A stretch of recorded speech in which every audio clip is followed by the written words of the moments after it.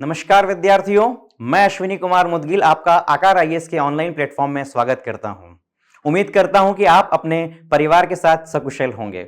एक लंबे समय अंतराल के बाद हम आपसे मिल रहे हैं। उम्मीद नहीं थी कि हम इस तरह से मिलेंगे।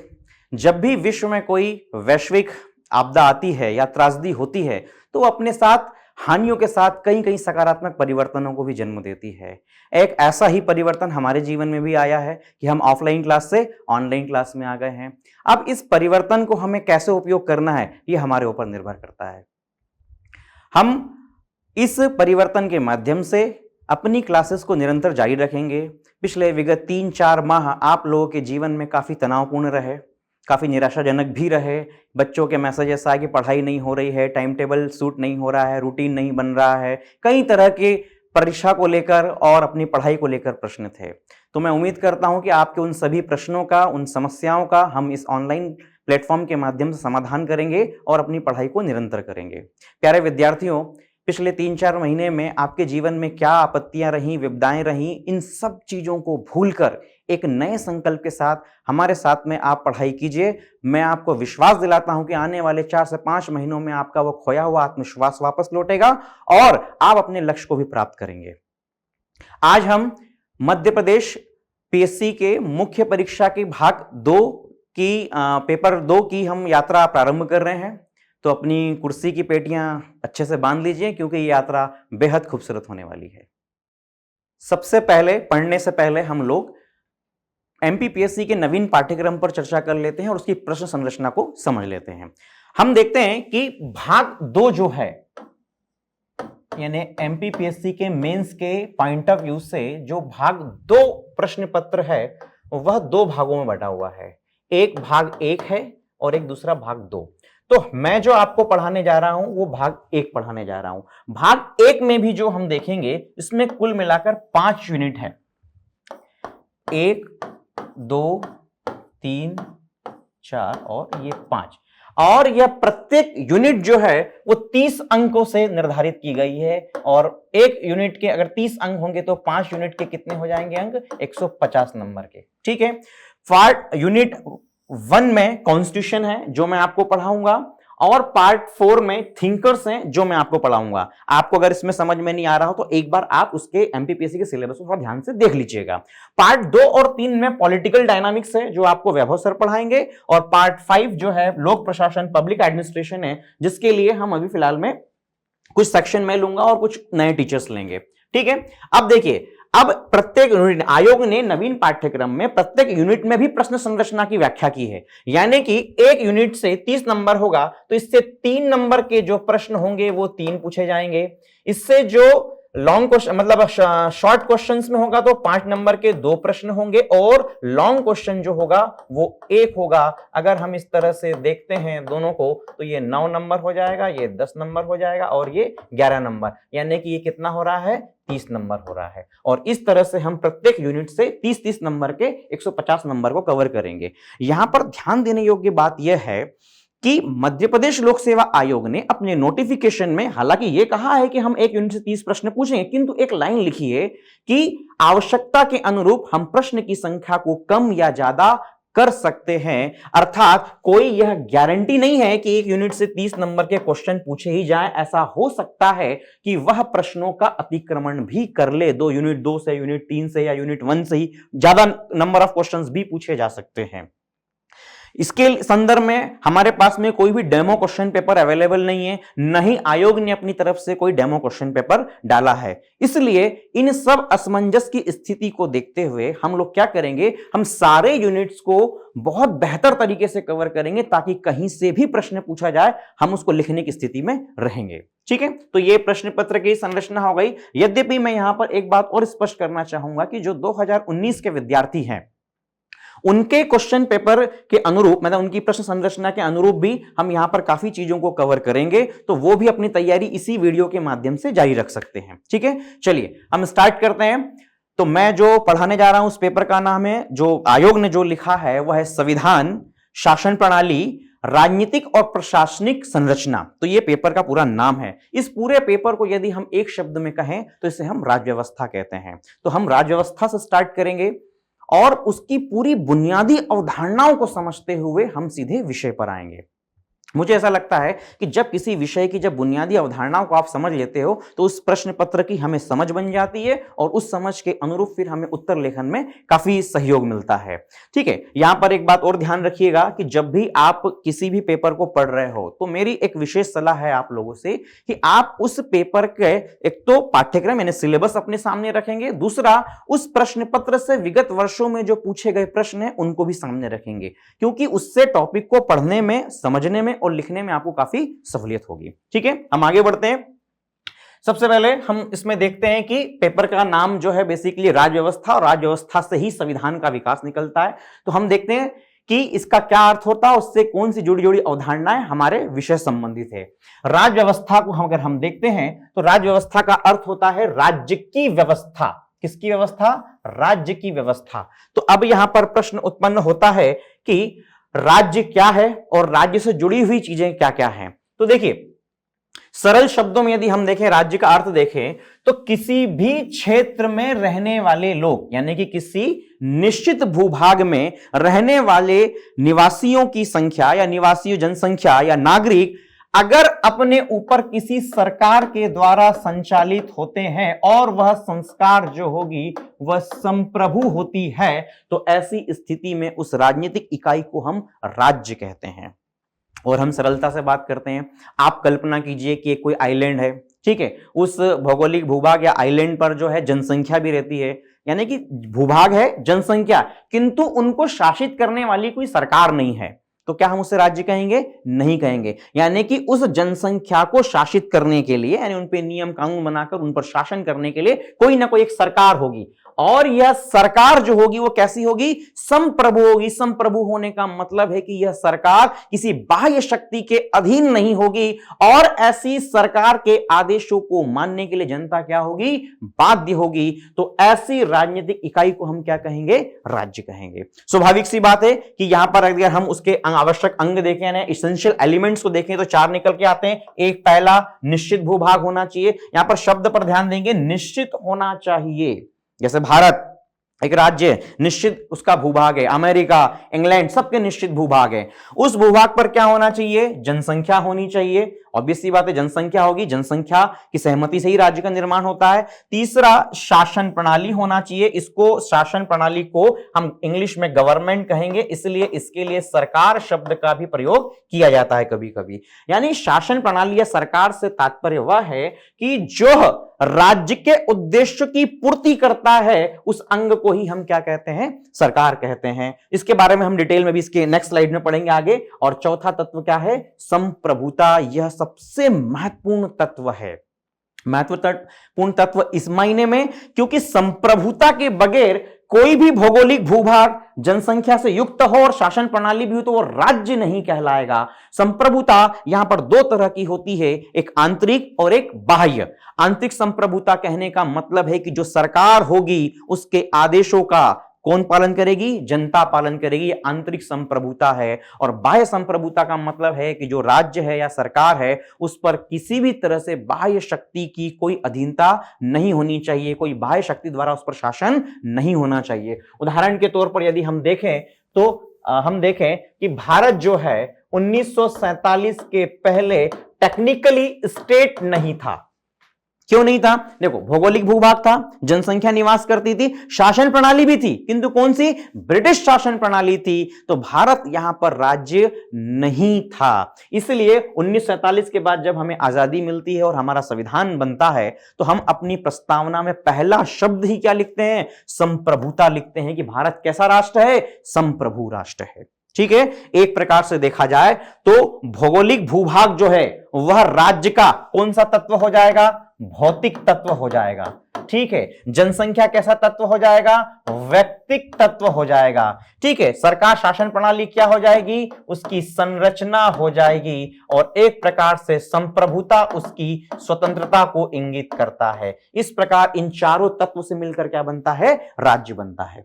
हम शासन प्रणाली पर अभी विस्तृत चर्चा करेंगे, शासन प्रणाली के कौन से अंग होते हैं और उसके कौन से स्वरूप होते हैं। उसके पहले हम सबके पास में एक महत्वपूर्ण प्रश्न है कि आखिर ये राज्य आया कैसे। हम ठीक है, हम कह रहे हैं कि भाई जनसंख्या निवास भूगोल भूभाग है, जनसंख्या यहां पर निवास करती है। आखिर ये भूगोल और जनसंख्या ने कैसे राज्य को बना दिया, कैसे कोई सरकार आ गई, कैसे कोई मध्यकाल में या प्राचीन काल में एक राजा की बात को सब जनता मानते थे या उनके आदेशों का पालन करते थे। तो राज्य की उत्पत्ति के संबंध में भी 4 अवधारणा है, इनको हम विस्तृत देखेंगे। मैं यहां पर एक बात स्पष्ट रूप से कहना चाहूंगा कि ये हमारे सिलेबस का पार्ट नहीं है, न ही इन सिद्धांतों से कोई प्रश्न आने वाला है, किंतु मेरा व्यक्तिगत मानना है कि यदि यह अवधारणाएं आपको स्पष्ट होती है तो राज्य की अवधारणा और बेहतर तरीके से समझ में आती है।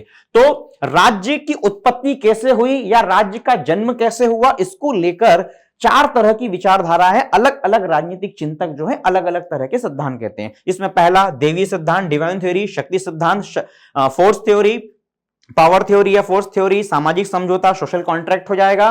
और चौथा जो है विकासवादी सिद्धांत, जिसको हम हिस्टोरिकल और इवोल्यूशनरी थ्योरी कहते हैं। सबसे पहले हम इसको एक एक करके चर्चा करते हैं। सबसे पहले हम देखते हैं देवी सिद्धांत। ठीक है, नाम से स्पष्ट है। देखो, देवी सिद्धांत यह एक प्रकार का प्राचीन सिद्धांत है और यह कहता है कि राज्य जो है वह ईश्वर निर्मित संस्था है। कैसी संस्था है? ईश्वर निर्मित संस्था है, यानी राज्य को ईश्वर ने जन्म दिया है।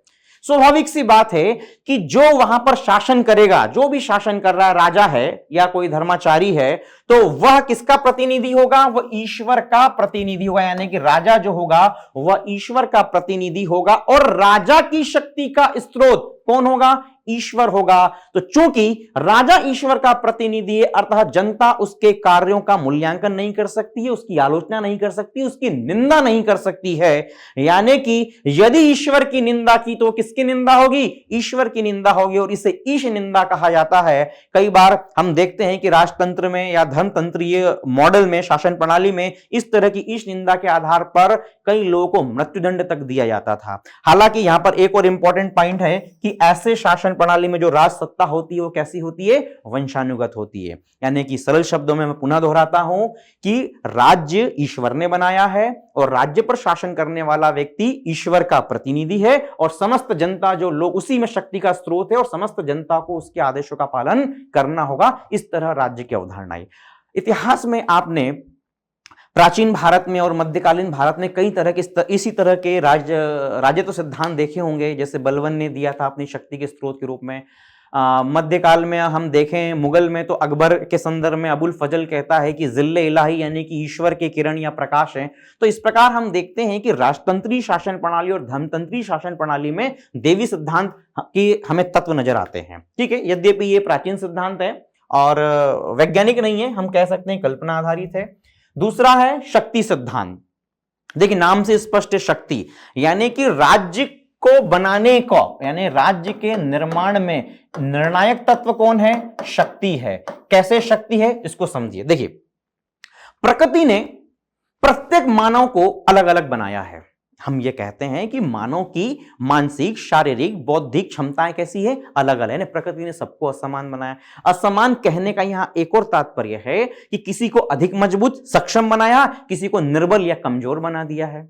तो पहला, प्रकृति ने हमें असमान बनाया है। दूसरा, प्रकृति ने ही मानव को स्वार्थी बनाया है, और हम यह कह सकते हैं कि मनुष्य के अंदर कहीं ना कहीं किसकी है? सत्ता की लालसा है। यानी पहला हमने कहा प्रकृति ने असमान बनाया, और दूसरा हमने कहा कि व्यक्ति जो होता है वो सत्ता की लालसा से युक्त जीव होता है, यानी कि उसके अंदर सत्ता प्राप्त करने की एक इच्छा होती है, उसके अंदर ये इनबिल्ड है। ठीक है, तो तीसरा इसमें जो नियम है, प्रकृति का शाश्वत नियम है कि कमजोर जो होगा वो शक्तिशाली के अधीन क्या करेगा?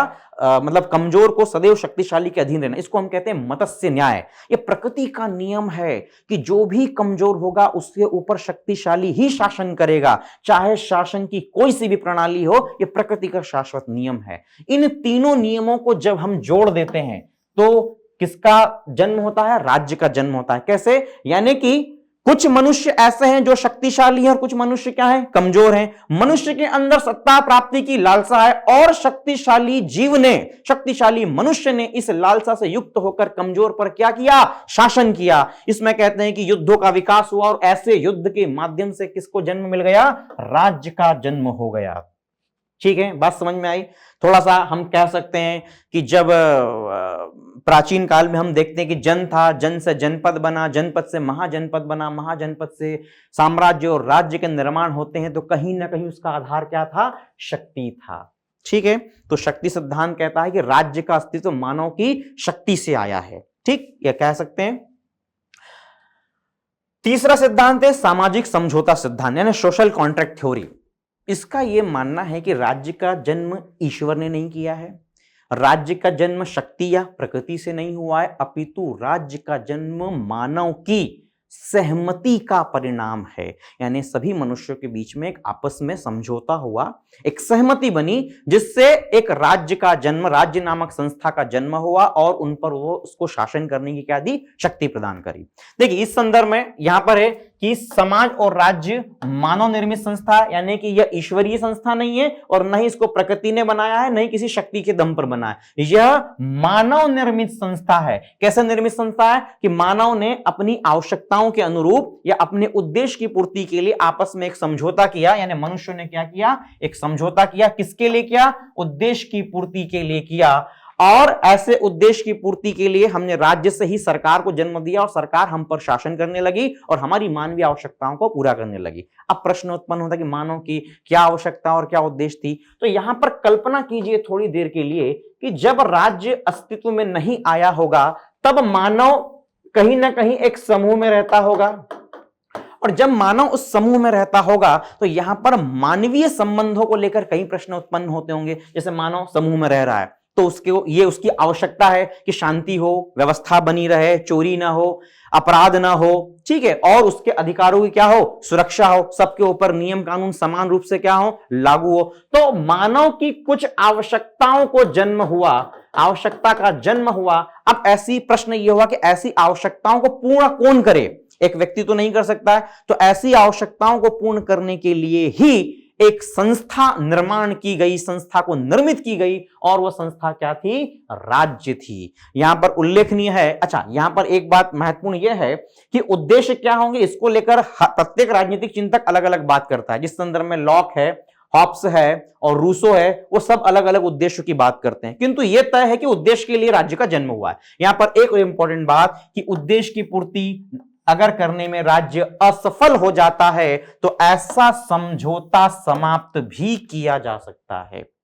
जैसे आपने फ्रांसीसी क्रांति में रूसो के दार्शनिक आधार को देखा होगा, जिसमें रूसो गणतंत्र का सिद्धांत देता है और यह कहता है कि राज्य का जो शासक होगा वह जनता की सहमति से बना है, और यदि राजा जनता के कल्याण के लिए कार्य नहीं करता है तो जनता को यह शक्ति प्राप्त है कि वह ऐसा समझौता तोड़कर अपने राजा को हटा सकता है। यानी कि यह समझौता किसी भी समय समाप्त किया जा सकता है।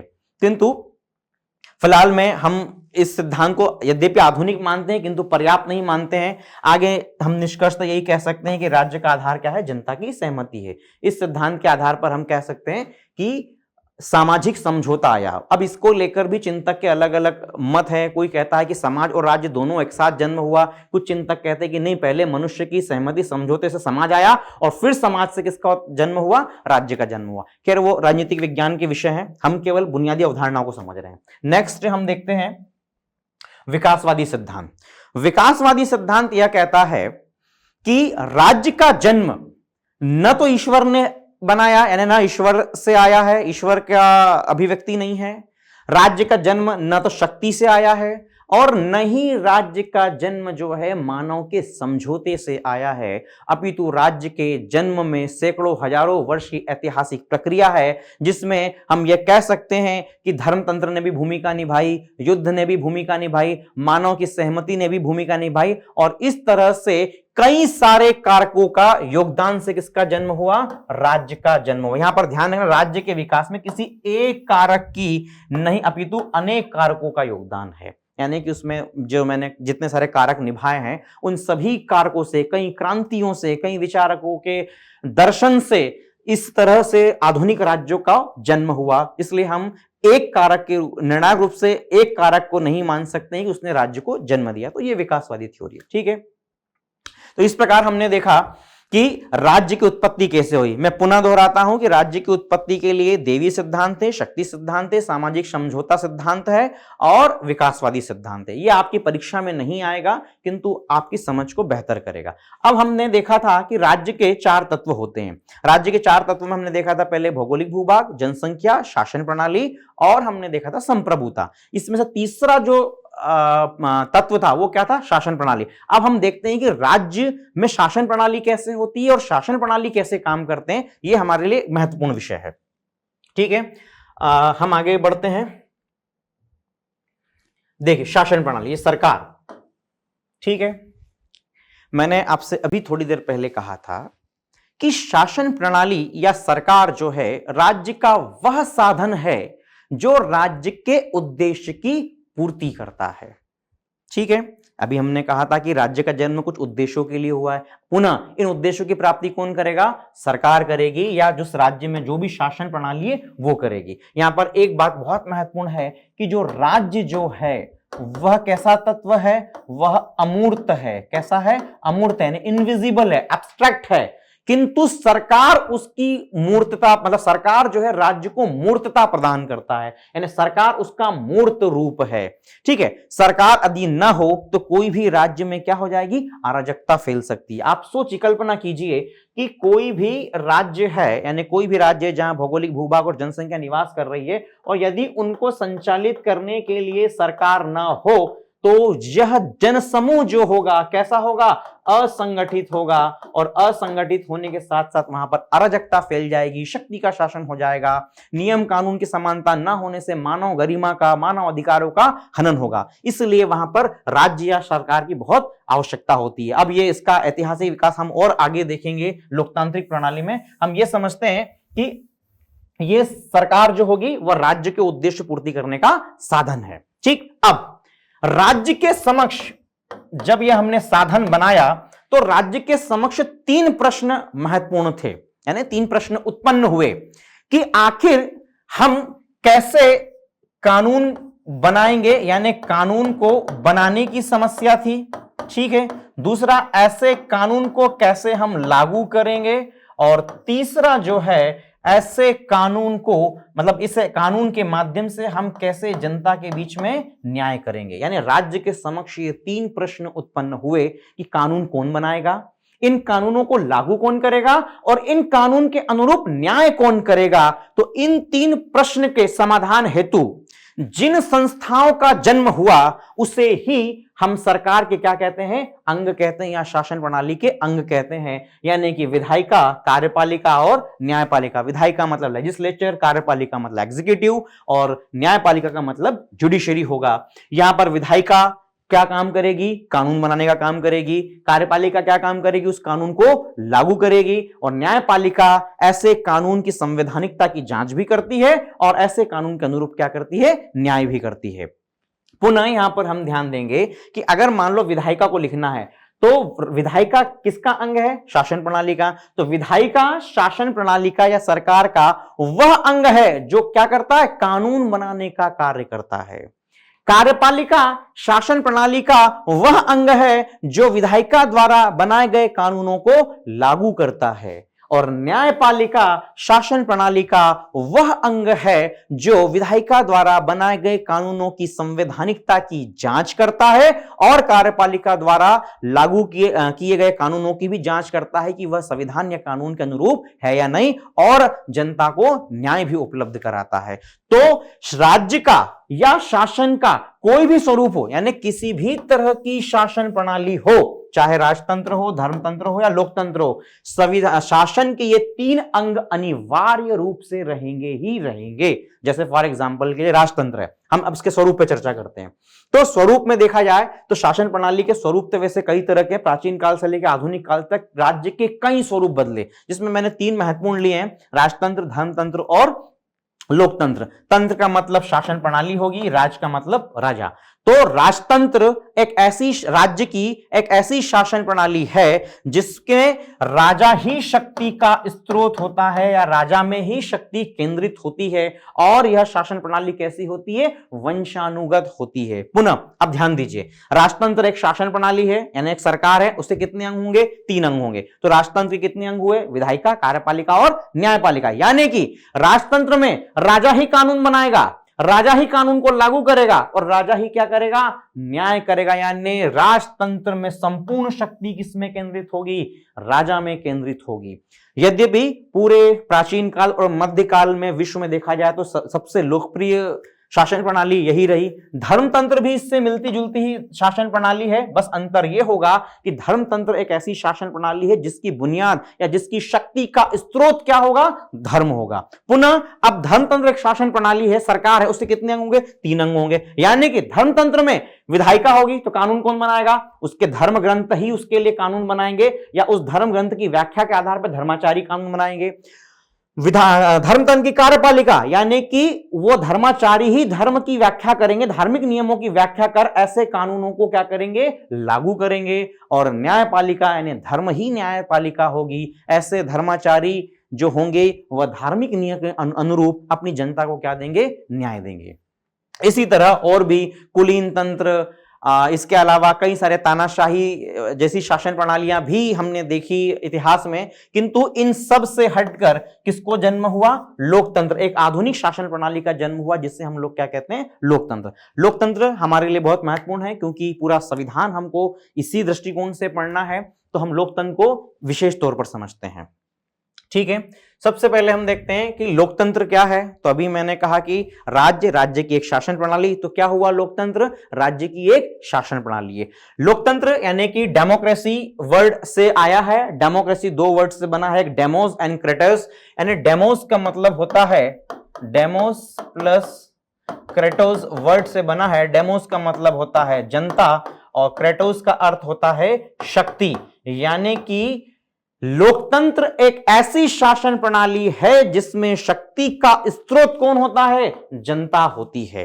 या हम कह सकते हैं कि लोकतंत्र एक ऐसी शासन प्रणाली है जो जनता के द्वारा क्या होती है? संचालित होती है। ठीक है, तो ये एक शाब्दिक अर्थ के दृष्टिकोण से जनता द्वारा किया गया शासन ही क्या कहलाता है? लोकतंत्र कहलाता है। यद्यपि वर्तमान समय में लोकतंत्र केवल एक राजनीतिक अवधारणा नहीं रह गई है, वर्तमान समय में यह एक सामाजिक आयाम भी है, लोकतंत्र एक नैतिक आयाम भी है, लोकतंत्र एक संस्कृति भी है। तो इसका विशद विवेचन हम जब निबंध की क्लास होगी तो उसमें करेंगे, कैसे लोकतंत्र एक संस्कृति, सामाजिक आयाम है, नैतिक आयाम है। ठीक है, तो यहां पर हमने देख लिया कि लोकतंत्र एक शासन प्रणाली है जो क्या है? जनता द्वारा संचालित होती है। स्वाभाविक सी बात है कि हमने इतनी सारी शासन प्रणालियों पर चर्चा करी, किंतु वह ऐसी शासन प्रणाली में जनता का कोई योगदान नहीं था। यानी कि राजतंत्र में राजा था, धर्मतंत्र में कहीं ना कहीं धर्म था, कुलीन तंत्र में कुलीन लोग होते हैं, तानाशाही में शक्ति के दम पर आया हुआ तानाशाह होता है, किंतु लोकतंत्र एक ऐसी शासन प्रणाली जो किसको महत्व देती है? जनता को। तो आखिर यह लोकतंत्र, ये शासन प्रणाली का जन्म कैसे हुआ? इसका कैसे हम आधुनिक राज्यों ने कैसे इस शासन प्रणाली को अपनाया? तो इसका एक ऐतिहासिक विकास हुआ है, उसको भी हम समझ लेते हैं। एग्जाम के दृष्टिकोण से पॉलिटी पेपर के लिए महत्वपूर्ण नहीं है, किंतु हम अगर समझेंगे तो हमारी समझ का बेहतर विकास होगा। देखिए, मध्यकाल या हम प्राचीन काल की बात करें तो प्राचीन काल में भी राजतंत्रीय और धर्मतंत्रीय ही संस्थाएं थी पूरे यूरोप में, भारत में यानी एशियाई राष्ट्रों में। मध्यकाल में भी हम देखें तो राजतंत्र का ही बोलबाला था। 15वीं 16वीं शताब्दी में जब यूरोप में पुनर्जागरण हुआ, और पुनर्जागरण के साथ साथ धीरे धीरे जैसे जैसे प्रबोधन हुआ, ठीक है, तो इन प्रबोधन के माध्यम से समाज, मतलब इन प्रबोधन क्रांति के माध्यम से समाज में लोगों ने जो है अपनी तत्कालीन संस्थाओं पर प्रश्न उठाने शुरू किए कि आखिर जिन संस्थाओं के माध्यम से हम जीवन जी रहे हैं या जिन शासन प्रणालियों के माध्यम से हम पर शासन हो रहा है, क्या वास्तव में वह जनता के हित में है या नहीं है। प्रबोधन ने केवल राजनीति को नहीं अपितु समाज को, धर्म को, संस्कृति को, सबको, विज्ञान को, सबको व्यापक तौर पर प्रभावित किया और वैज्ञानिक क्रांतियों ने जन्म ले लिया। इन वैज्ञानिक क्रांतियों से कई सारे लोगों के चिंतन भी वैज्ञानिक हुए, लोग तर्क करने लग गए, लोगों का बौद्धिक विकास हुआ, और इस तरह के बौद्धिक विकास से वहां के जितने भी दार्शनिक और चिंतक थे उन्होंने अपने जनता के समक्ष चल रही तत्कालीन शासन प्रणालियों के विरुद्ध नए नए विचारों को जन्म दिया। इन विचारों में यदि हम देखा जाए तो सबसे महत्वपूर्ण है जॉन लॉक,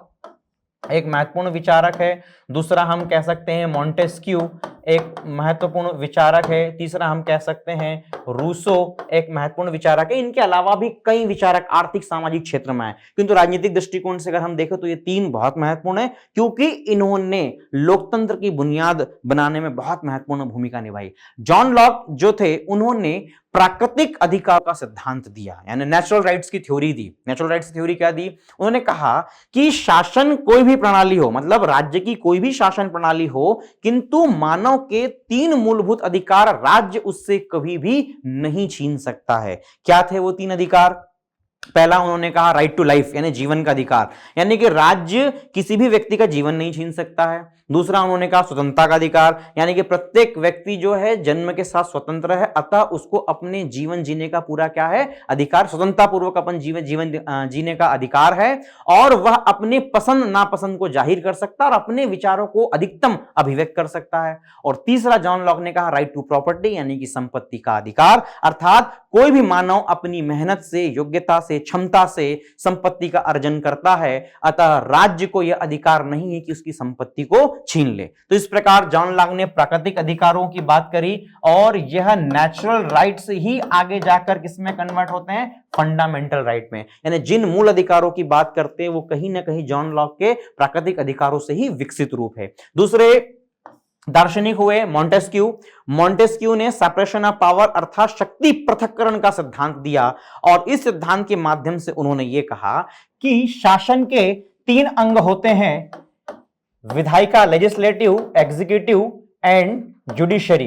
तो इन तीनों अंगों में पृथक्करण होना चाहिए, अर्थात मॉन्टेस्क्यू ये कहना चाहते थे कि शासन प्रणाली कोई भी हो, किंतु शक्ति किसी भी एक व्यक्ति में या एक संस्था में केंद्रित नहीं होना चाहिए। यदि यह शक्ति एक व्यक्ति या एक संस्था में केंद्रित रहेगी तो शासन प्रणाली, सत्ता या राजा निरंकुश और स्वेच्छाचारी हो जाएगा, और ऐसा स्वेच्छाचारी राजा जो होगा वह अपने जनता का शोषण भी करेगा, उसके मानव अधिकारों का उल्लंघन करेगा। तो मॉन्टेस्क्यू ने सेपरेशन ऑफ पावर की थ्योरी दी। इस सेपरेशन ऑफ पावर की थ्योरी को ही आगे चलकर अमेरिका ने अपने कॉन्स्टिट्यूशन में जगह दी, और बाद में जितने भी संविधान का निर्माण हुए उसमें इस शक्ति पृथक्करण के सिद्धांत को अपनाया गया। तीसरे दार्शनिक है रूसो। रूसो गणतंत्र की बात कहते हैं।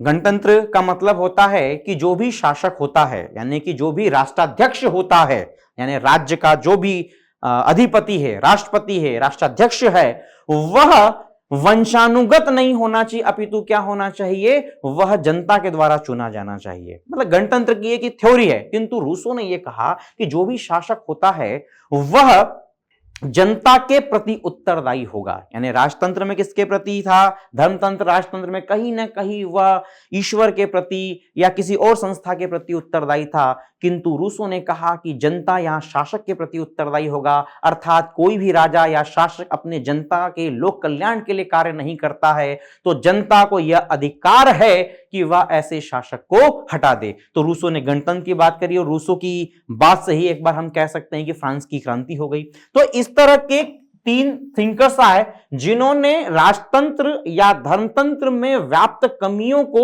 जनता के समक्ष क्या किया? उजागर किया, और ऐसी कमियों के उजागर होने से ही अलग अलग देश में जनता ने जागरूक होकर क्रांतियां करी। जैसे हम इंग्लैंड में देखते हैं गौरवमयी क्रांति हुई 1688 में, यहीं से कहीं ना कहीं संसद की शुरुआत हुई और जॉन लॉक के अधिकारों को भी जगह मिली। आगे चलकर अमेरिकन रिवॉल्यूशन हुआ 1776 में, इंग्लैंड के अधीन अमेरिका था, यानी कि एक प्रकार से इंग्लैंड का उपनिवेश था, और अमेरिका के लोगों ने इंग्लैंड के विरुद्ध क्रांति करी और अपनी स्वतंत्रता को प्राप्त किया और अपना संविधान बनाया।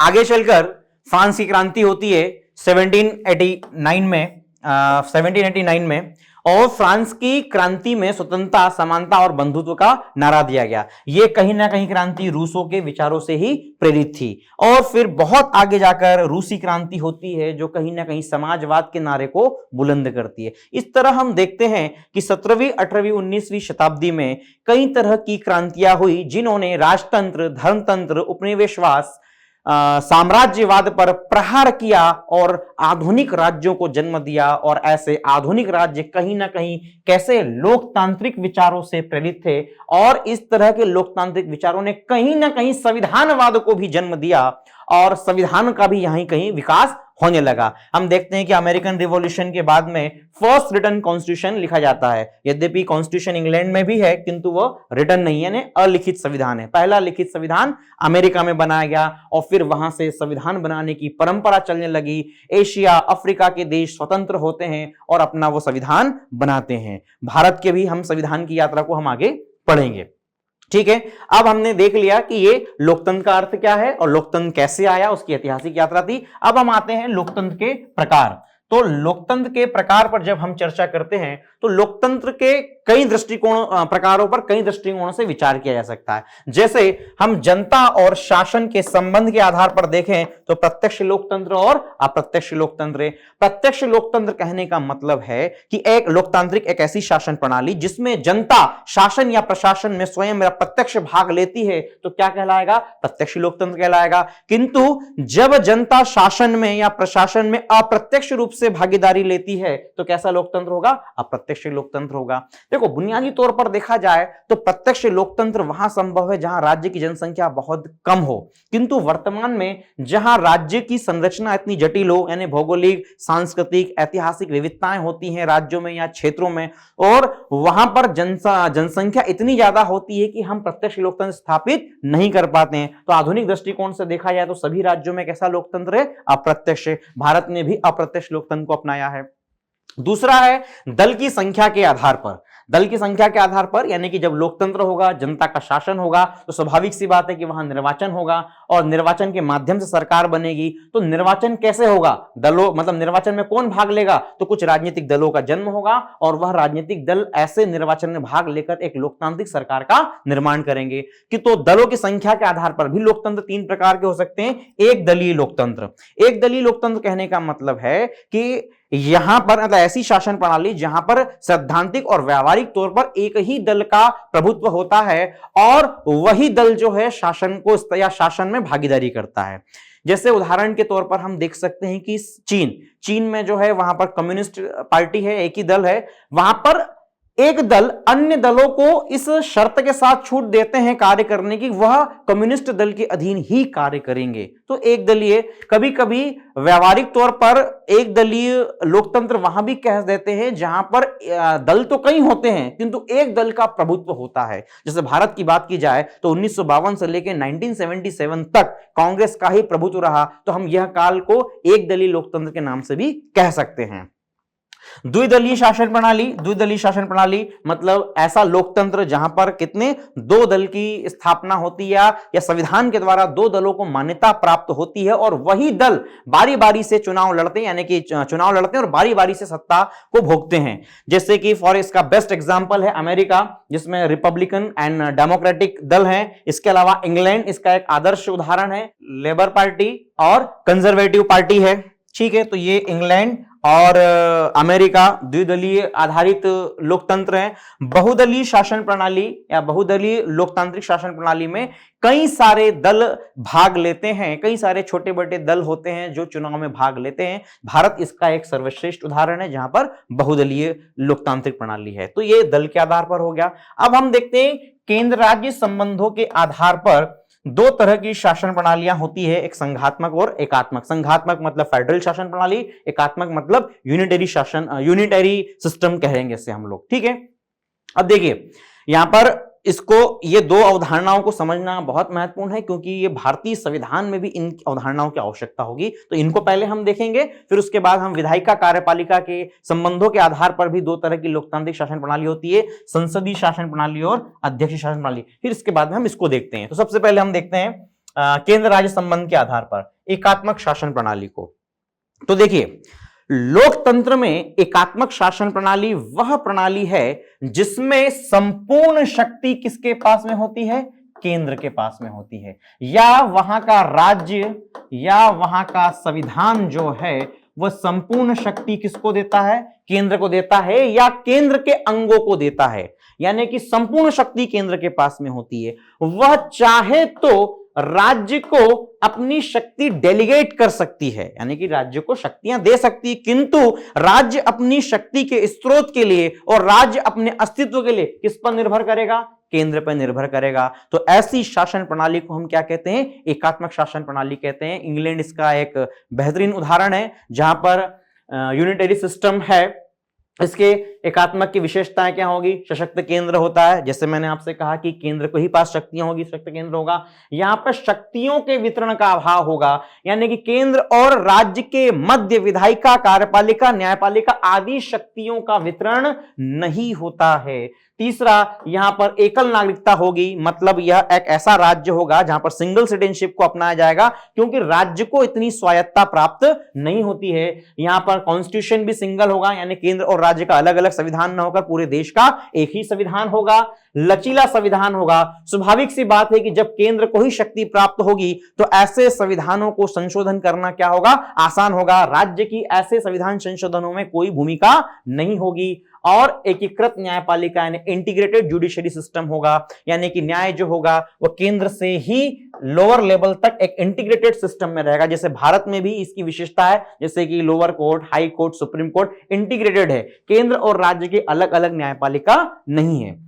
पुनः हम देखते हैं इसको कि एकात्मक शासन प्रणाली एक ऐसी शासन प्रणाली है जो केंद्र और राज्य के मध्य शक्तियों का विभाजन न करते हुए संपूर्ण शक्ति किसको देती है? केंद्र को देती है।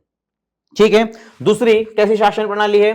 संघात्मक शासन प्रणाली है। इसको फेडरल सिस्टम हम लोग कहते हैं। यहां पर ध्यान देने योग्य बात यह है कि यह संघात्मक शासन प्रणाली जो अंग्रेजी के फेडरल वर्ड से आया है, और यह फेडरल वर्ड भी कहीं ना कहीं ग्रीक वर्ड से आया है। तो यहां फेडरल का जो शाब्दिक अर्थ होता है वो होता है संधि या समझौता। संधि या समझौता। ठीक है। यहां पर फेडरल या संघात्मक शासन प्रणाली से पहले भी एक और शासन प्रणाली को हमें समझना होगा, वो है परिसंघ या परिसंघात्मक, जिसको अंग्रेजी में कन्फेडरल सिस्टम कहते हैं। तो देखिए, कन्फेडरल या फेडरल की बुनियाद एक ही है कि केंद्र और राज्य जो होंगे, यानी कि इसमें जो हम कह सकते हैं कि केंद्र और इसके बाद में राज्य, तो यहां पे केंद्र का अस्तित्व जो है वह राज्य की सहमति से आता है। यानी कि कई सारे राज्य होंगे और ये राज्य जो होंगे, राज्य यहां प्रशासनिक दृष्टिकोण से बात करें, कई सारे प्रांत होंगे और ऐसे राज्य आपस में समझौता करेंगे और किसको जन्म देंगे? केंद्र को जन्म देंगे। ठीक है। यानी कि केंद्र का अस्तित्व किससे आया? राज्यों की आपसी सहमति और समझौते से आया। यानी कि सभी राज्य रहते हैं आपस में और उन राज्यों को समान तरह की समस्याओं का सामना करना पड़ता है, जैसे कि विदेश नीति का संचालन कैसे होगा, रक्षा संबंधी उनकी आवश्यकताएं, तो ऐसी आवश्यकताओं को पूर्ति करने हेतु वो केंद्र को जन्म दे देते हैं। अब यह समझौते के परिणाम स्वरूप आया, किंतु परिसंघ में जब भी केंद्र का जन्म होगा तो यहां पर राज्य को स्वायत्ता प्राप्त होगी। यानी कि राज्य चाहे तो ऐसे संघ को किसी भी समय छोड़ सकते हैं। ध्यान दीजिए, परिसंघ में जब राज्यों की सहमति से केंद्र का जन्म होता है तो राज्य के पास में इतनी स्वायत्ता और शक्ति होती है कि वह चाहे तो ऐसे परिसंघ को छोड़कर पुनः अपनी स्वायत्त स्थिति में आ जाते हैं। ठीक है।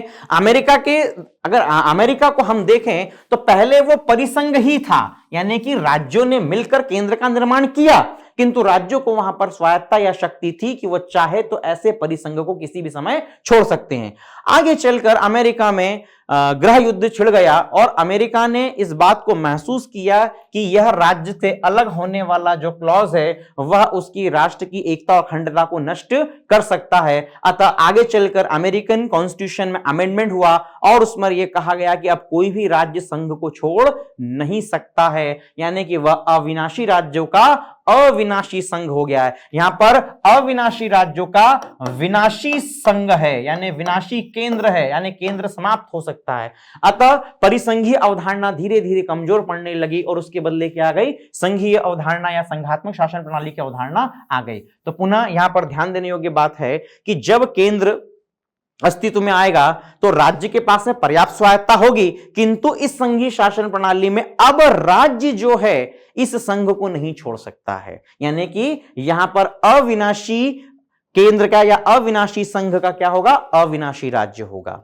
ठीक है, इस संघात्मक शासन प्रणाली की जो बुनियादी अवधारणा है वह शक्ति के पृथक्करण सिद्धांत पर ही आधारित है। यानी कि यहां पर क्या होगा, यहां पर केंद्र और राज्य के मध्य शक्तियों का क्या होगा, विभाजन होगा। यानी कि केंद्र के पास कुछ शक्तियां होंगी और कुछ शक्तियां राज्य के पास में होगी। यानी कि जो शासन के अंग हैं, विधायिका, कार्यपालिका और न्यायपालिका, इन तीनों का क्या होगा, केंद्र और राज्य के मध्य बंटवारा होगा। अब यह बंटवारा किस आधार पर होगा, यह निर्भर करता है कि वहां संघ किन शर्तों पर निर्माण हुआ है, वहां संघ का किन शर्तों पर निर्माण हुआ है। ठीक है, तो हम देखते हैं कि चूंकि जब यह समझौता होगा तो स्वाभाविक सी बात है कि हमारे पास में क्या होना चाहिए, कॉन्स्टिट्यूशन होना चाहिए। तो ऐसी शासन प्रणाली में सर्वोच्चता किसकी होगी, संविधान को होगी, क्योंकि संविधान से ही केंद्र को और राज्य को क्या प्राप्त होगी, शक्ति प्राप्त होगी। यानी संघात्मक शासन प्रणाली की पहली विशेषता क्या है कि वहां पर संविधान की सर्वोच्चता होगी। दूसरा, लिखित संविधान होगा। स्वाभाविक सी बात है कि जब सहमति से संघ का या केंद्र का जन्म होता है तो यह एक प्रकार का रिटन एग्रीमेंट होगा। तो यह कॉन्स्टिट्यूशन कैसा होगा, रिटन होगा। कठोर संविधान होगा, रिजिड कॉन्स्टिट्यूशन होगा। क्यों, क्योंकि जब केंद्र और राज्य मिलकर संघ का निर्माण करेंगे और संविधान बनाएंगे तो अकेले न तो केंद्र संशोधन कर सकता है, न ही अकेले राज्य संशोधन कर सकता है। कुछ संशोधन ऐसे होंगे जिसमें केंद्र और राज्य दोनों की बराबर की भूमिका होगी। ऐसी स्थिति में संशोधन क्या हो जाएगा, कठिन हो जाएगा। इसलिए यह संविधान कैसा हो जाएगा, कठोर संविधान हो जाएगा। यहां पर केंद्र भी राज्य की अनुमति के बगैर कुछ नहीं कर सकता, यानी राज्य को स्वायत्ता प्राप्त होती है। ठीक है, दूसरी चौथा हमने पॉइंट देख ही लिया कि केंद्र और राज्य की मध्य शक्तियों का विभाजन होता है। ठीक है, सर्वोच्च संघीय न्यायालय होगा, क्योंकि इस न्यायालय की इसलिए आवश्यकता होगी, कल को मान लो केंद्र और राज्य के मध्य किसी तरह का संवैधानिक विवाद हो गया तो ऐसे विवाद का निर्धारण किसी एक निष्पक्ष न्यायपालिका या निष्पक्ष संस्था के द्वारा किया जाना चाहिए। तो ऐसी स्थिति में वहां पर क्या होगा, एक फेडरल कोर्ट बनाया जाएगा, संघीय न्यायालय बनाया जाएगा, जो केवल केंद्र और राज्य के मध्य विवादों का क्या करेगा, समाधान करेगा। और ऐसे संविधान में या ऐसी शासन प्रणाली में क्या होगी, दोहरी नागरिकता होगी। यानी कि केंद्र या राज्य की, केंद्र की अपनी नागरिकता होगी, राज्य की अपनी नागरिकता होगी। यानी कि आपके पास एक राष्ट्र की नागरिकता होगी और एक नागरिकता राज्य की होगी। तो इस शासन प्रणाली को हम क्या कहेंगे, संघात्मक शासन प्रणाली कहेंगे। सरल शब्दों में कहूं तो संघात्मक शासन प्रणाली की बुनियादी मान्यता यही है कि जहां केंद्र और राज्य के मध्य शक्तियों का विभाजन किया जाता है वहीं पर संघात्मक शासन प्रणाली होती है। और जब यह विभाजन होगा तो ऑब्वियस सी बात है कि वहां पर संविधान होगा,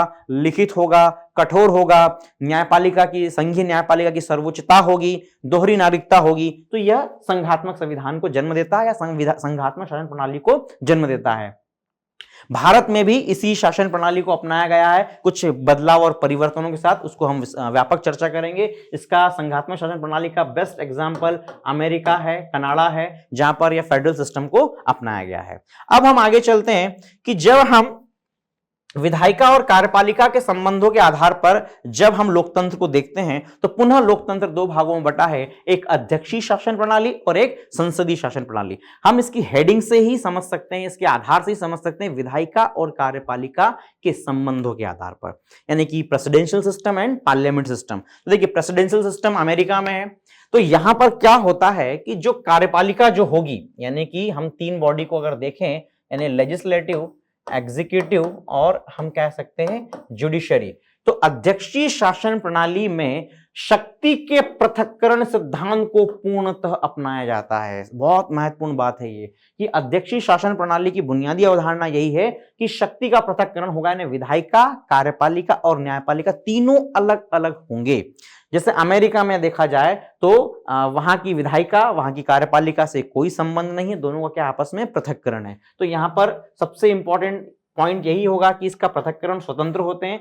दूसरा, जो अध्यक्षीय प्रणाली का सबसे बुनियादी बात है, महत्वपूर्ण बात है कि यहां पर नाम मात्र और वास्तविक शासक में अंतर नहीं होता है। जैसे संसदीय शासन प्रणाली में क्या होता है कि जब हम कार्यपालिका की बात करते हैं तो राष्ट्रपति और प्रधानमंत्री दोनों में अंतर होता है। दोनों में अंतर होता है मतलब कि राष्ट्रपति जो है नाम मात्र का होता है, जैसे इंग्लैंड में नाम मात्र का होता है, और वास्तविक शक्ति किसके पास में होती है? प्रधानमंत्री के पास में होती है।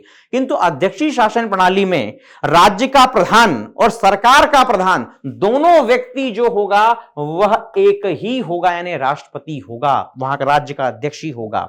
संसदीय शासन प्रणाली में जो राज्य का प्रधान अलग होता है और सरकार या कह सकते सरकार का प्रधान अलग व्यक्ति होता है, प्रधानमंत्री होता है। किंतु अध्यक्षीय शासन प्रणाली में इन दोनों में कोई अंतर नहीं होगा। जो वहां का राष्ट्रपति होगा उसी में वास्तविक एग्जीक्यूटिव पावर होगा, एक्चुअल एग्जीक्यूटिव पावर उसी में होगा, और वह अपने सचिवों के माध्यम से कार्य करेगा। वहां का यानी कि अध्यक्षीय शासन प्रणाली में जो अध्यक्ष या राष्ट्रपति होगा वह विधायिका के प्रति उत्तरदायी नहीं होता है, इसलिए यहां पर अंतर नहीं होता है। यहां पर कार्यपालिका का कार्यकाल निश्चितता होती है, यानी कि एक बार राष्ट्रपति चुन लिया गया तो उसका 4 साल का कार्यकाल निश्चित होता है, सरकार निश्चित होती है। किंतु संसदीय शासन प्रणाली में हम देखते हैं कि सरकार अनिश्चित होती है, यानी सरकार तब तक ही चलेगी जब तक कि उसका निम्न सदन में क्या हो, विश्वास बना रहेगा, इसलिए उसमें निश्चितता नहीं होती है। अध्यक्षीय प्रणाली में क्या होती है? निश्चितता होती है, स्टेबिलिटी होती है। ठीक है, यहां पर एक बात यही इंपॉर्टेंट है कि पार्लियामेंट्री सिस्टम में अकाउंटेबिलिटी होती है, उत्तरदायी होता है प्रधानमंत्री और मंत्रिपरिषद विधायिका के प्रति। तो अध्यक्षीय शासन प्रणाली में उत्तरदायी नहीं होता है, किंतु यहां पर स्थायित्व ज्यादा होता है, निश्चितता होती है कि 4 साल के लिए वो कार्य करेगा ही करेगा। ठीक है, और अवरोध और संतुलन, चेक एंड बैलेंस होता है, यानी चूंकि पृथक्करण है तो जो कार्यपालिका जो है यानी राष्ट्रपति जब भी अपने कोई निर्णय लेता है तो उसको सीनेट के द्वारा क्या होना चाहिए? अनुमोदन होना चाहिए। अगर विधायिका कोई अतिक्रमण करती है तो उसको न्यायपालिका संतुलित करेगी, यदि कार्यपालिका मनमानी करती है तो न्यायपालिका उसको देखेगी। इस तरह से यहां पर चेक एंड बैलेंस होता है। तो ये अध्यक्षीय शासन प्रणाली है। भारत ने इस प्रणाली को नहीं अपनाया, उसके कुछ कारण है, हम आगे चर्चा करेंगे। और सबसे लास्ट इसमें संसदीय शासन प्रणाली। संसदीय शासन प्रणाली इंग्लैंड से हमने अडॉप्ट की, भारत में भी संसदीय शासन प्रणाली है, हमने इंग्लैंड से अडॉप्ट किया है। संसदीय शासन प्रणाली की बुनियादी बात है उत्तरदायित्व का सिद्धांत लागू होता है, यानी कि यहां पर नाम मात्र और वास्तविक कार्यपालिका में अंतर होता है, यानी कि राज्य का प्रमुख राष्ट्रपति होगा, ठीक है, और सरकार का प्रमुख कौन होगा? प्रधानमंत्री होगा, यानी कि दोनों में क्या होता है? अंतर होता है। ठीक है, राष्ट्रपति जो होता है वो नाम मात्र का शासक होता है और प्रधानमंत्री जो होता है वास्तविक शासक होता है।